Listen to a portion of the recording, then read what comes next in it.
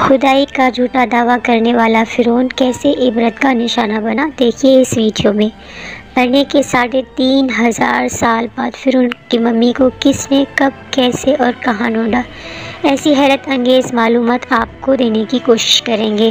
تو ناظرین، آپ لوگوں سے گزارش ہے کہ ویڈیو فل ہی واچ کیجیے گا۔ فرعون دنیا کا واحد شخص ہے جسے مرنے کے 3500 سال بعد اس کا پاسپورٹ بنا۔ 1891 سے پہلے اس بات کا اندازہ لگانا مشکل تھا کہ خدائی کا دعویٰ کرنے والا فرعون کی لاش کہاں ہے اور کس حال میں ہے اور کہاں دفن ہے۔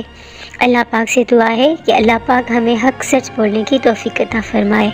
الہامی کتاب توریت، بائبل اور قرآن پاک میں اس بات کا ذکر تفصیل سے ملتا ہے کہ حضرت موسیٰ علیہ السلام اور بنی اسرائیل کا پیچھا کرتا ہوا فرعون پانی میں ڈوب کر اپنے لشکر کے ساتھ مر گیا، جبکہ حضرت موسیٰ علیہ السلام اور اس کی قوم کو اللہ تعالیٰ نے پانی سے گزرنے کا راستہ دے دیا۔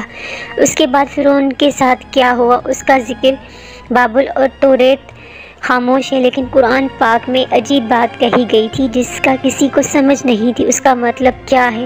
خود مسلمان اس بات کو پڑھ کر گزر جاتے تھے، سمجھے بغیر کہ اس کے اشارہ کس طرف ہے۔ سورہ یونس کی آیت نمبر 92 فرعون کا انجام اس طرح بیان کیا ہے کہ ہم تیرے بندے تیرے بدن کو سمندر سے نکال لیں گے تاکہ تو پچھلوں کے لیے عبرت کا نشان بنے اور لوگ تم سے عبرت حاصل کریں۔ آج سے 3500 سال پہلے فرعون ڈوب کر مرنے کے بعد اس کی لاش کو سمندر نے باہر پھینک دیا، جبکہ اس کے لشکر کا کوئی نام نشان نہیں ملا۔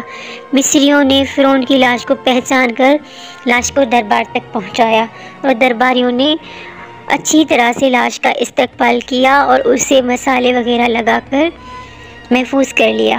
مصریوں سے بس ایک غلطی ہوئی، کیونکہ فرعون کی لاش بہت عرصہ پانی میں رہی تھی اور نمکیات اس کے جسم پر جم گئی تھی، اس لیے مصریوں سے ایک غلطی ہو گئی کہ وہ نمکیات صاف کیے بنا اس کی ممی کو محفوظ کر لیا۔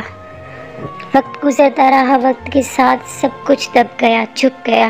فرعون کی لاش بھی ان کتابوں میں بس رہ گئی، لوگوں کے ذہنوں میں رہ گئی۔ اس واقعے کے کچھ عرصہ 1000 سال بعد اس دنیا کے آخری نبی حضرت محمد صلی اللہ علیہ وآلہ وسلم اس دنیا میں تشریف لائے۔ ہمارے آخری نبی صلی اللہ علیہ وسلم پر نازل ہونے والی کتاب قرآن پاک میں اس بات کا ذکر تفصیل سے ملتا ہے فرعون کے ساتھ کیا ہوا اور وہ کیسے عبرت کا نشان بنا تاکہ ایمان والوں کا ایمان اور پختہ ہو۔ لیکن وہ یہ سمجھنے سے قاصر تھے کہ فرعون کی لاش کہاں ہے۔ 1871 میں مصر کے ایک شہر الغرنیہ کے غریب مزدور چوروں کو وہاں جانے کی رسائی مل گئی۔ احمد عبدالرشید چوریاں کرتا تھا، نوادرات قیمتی پتھر چرایا کرتا تھا اور ان کو بیچ کر اپنا گزارا کیا کرتا تھا۔ ایک دن وہ دریائے نیل کو طرف گیا اور وہاں ایک خفیہ راستہ کا اس کو علم ہوا۔ وہ چوری کے لیے راستہ کھود ہی رہا تھا کہ کچھ لوگوں نے اس کو پکڑ لیا اور پولیس کے حوالے کر دیا۔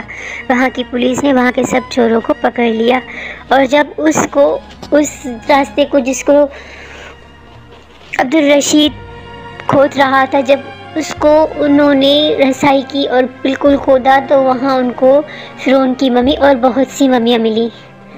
1899 میں دوسری ممیوں کے ساتھ فرعون کی لاش بھی مل گئی۔ اس کے کفن سے اس کا نام لکھا ہوا تھا جس سے اس کی شناخت ہوئی۔ ممیوں کو لیبارٹری میں ٹیسٹ کے لیے بھیجا گیا تو سب کی سیم تھی، لیکن فرعون کی لاش پر کیونکہ تہ جم گئی تھی نمکیات کی تو اس کا کچھ الگ ہی ٹیسٹ نکلا۔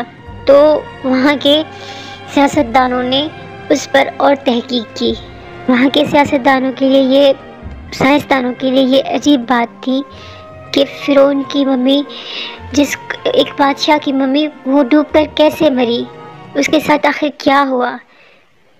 1892 میں فرعون کی لاش خراب ہونے لگی تو وہاں کی حکومت کو درخواست کی تو فرعون اور مصر کی حکومت نے مل کر فرعون کی لاش فرانس پہنچائی۔ وہاں کے حکمرانوں نے اس کی بہت اچھی طرح سے استقبال کیا۔ فرعون وہ واحد شخص ہے جس کا پاسپورٹ 3500 سال بعد بنا۔ فرعون 1970 میں فرعون کا پاسپورٹ بنا، کیونکہ اس کی لاش اس کی ممی پر نمکیات جمی ہوئی تھی۔ اس وجہ سے کافی تحقیقات رہتی تھی جو وہاں کے سائنسدانوں نے کی، اور جب مکمل تحقیق ہو چکی تو پھر اس کا پاسپورٹ بنا۔ اور فرانس میں جب تک کسی کا پاسپورٹ نہ بنا ہو وہاں لاش کی بھی آنے کی اجازت نہیں۔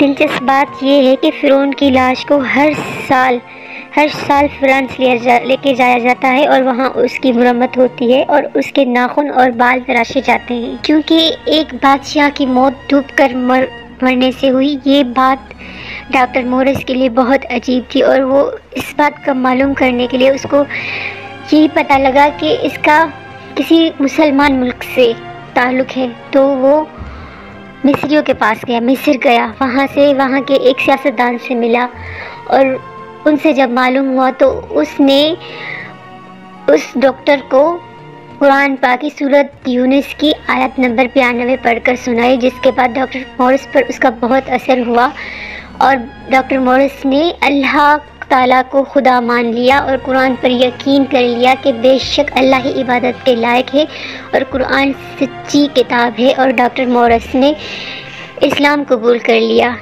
تو اللہ پاک سے دعا ہے کہ اللہ پاک ہمیں نیکی کی راہ پر چلنے کی توفیق عطا فرمائے اور اللہ کے ساتھ شرک کرنے سے بچائے۔ آپ لوگوں کو میری یہ ویڈیو کیسی لگی کمنٹس میں ضرور بتائیے گا۔ تو ایسی اور مزید دلچسپ ویڈیو دیکھنے کے لیے ہمارے چینل کو سبسکرائب ضرور کیجیے گا۔ ملتے ہیں نیکسٹ ویڈیو میں، تب تک کے لیے اللہ حافظ۔